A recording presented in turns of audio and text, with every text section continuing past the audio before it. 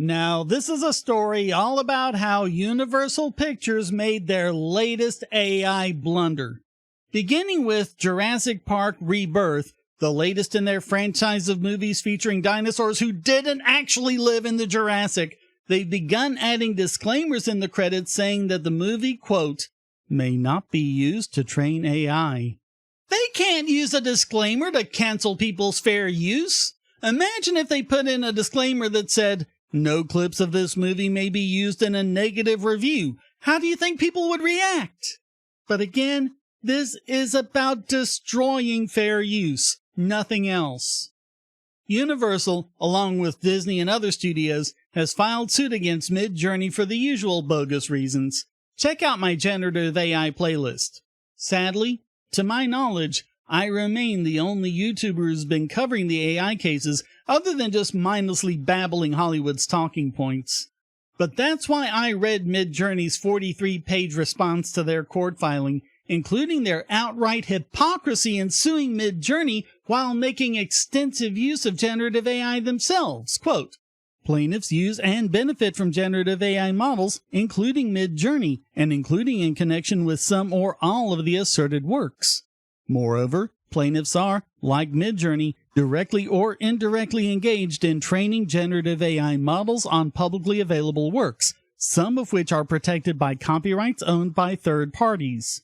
Accordingly, it would be inequitable to permit plaintiffs to benefit from the development and use of generative AI tools, including Midjourney, on the one hand, and, on the other hand, prevent the development and use of Midjourney by others.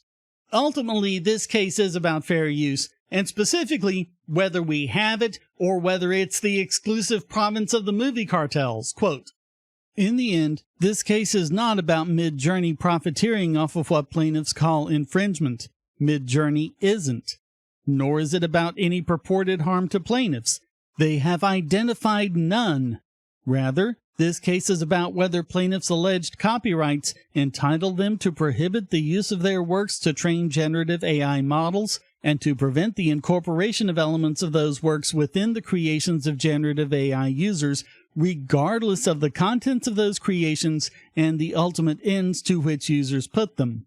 Plaintiffs are not so entitled. Copyright has always been closely connected with freedom of expression on the one hand, and technological improvements in means of dissemination on the other, with the law recognizing that limited use of copyrighted material to create new technologies and mediums advances copyright's ultimate objective, the stimulation of creative expression for public benefit. As Midjourney will establish, plaintiffs' overreach rests on fundamental misunderstandings of generative AI, its role in user creation, and the principles underpinning copyright law. So there. They really just don't like the competition, and that's that. They've never liked that people like you and me can make movies that compete with them. That's why, every time you buy a video camera, a bit of that price goes to pay an excise that goes to the big studios to compensate them for piracy. Come on, how many of you knew that? But with AI, there's no way they can pilfer that unearned money. Poor widow babies. Maybe if they started focusing on making better movies instead, they might get back some of their rapidly dwindling audience.